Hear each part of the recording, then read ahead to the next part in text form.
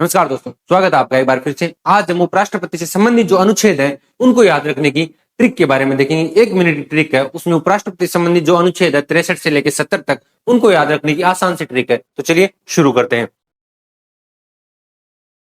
तो जो उपराष्ट्रपति से संबंधित जो ट्रिक है वो क्या है?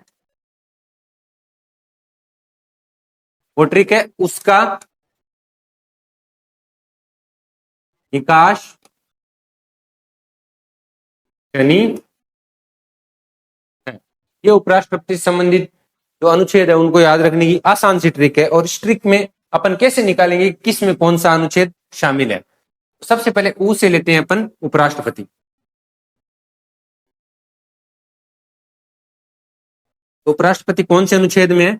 वो है अनुच्छेद 63 में। ठीक है, फिर 6 से लेते हैं हम सभापति। सभापति का उल्लेख कौन से अनुच्छेद में? वो अनुच्छेद 64 में। यानी कि जो राज्यसभा है उसका एक पद जो सभापति होता है वो उपराष्ट्रपति ही होता है। फिर अपन जो ये का है इससे लेंगे है उपराष्ट्रपति के कार्य। वो कौन से अनुच्छेद में वर्णित है? वो अनुच्छेद 65 में वर्णित है। फिर नी से क्या होगा? इससे होगा इसका निर्वाचन। और निर्वाचन संबंधित जो योग्यता है वो होगी, वो किस में है? अनुच्छेद 66 में। और ये जो है का इसका क्या होगा? उपराष्ट्रपति का कार्यकाल जो लगभग कितना होता है? लगभग क्या 5 वर्ष ही होता है, या नया उपराष्ट्रपति पद ग्रहण करने तक होता है।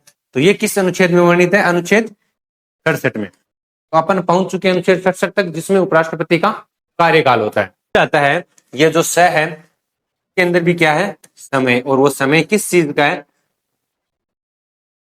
कौन सा? अनुच्छेद 68 हो गया भैया।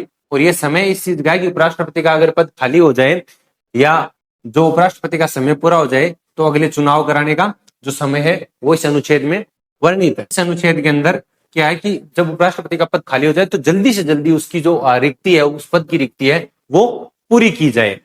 और जो ये है फिर ये शय है, ये क्या होता है? शपथ। जो कौन से अनुच्छेद में? अनुच्छेद 69 यानी 69। इसमें जो उपराष्ट्रपति है वो शपथ लेता है। किसके सामने शपथ लेता है? इसका उल्लेख है। तो ये जो नी है इसमें क्या आता है? नियम जो है अनुच्छेद 70 के अंदर। और वो नियम क्या है?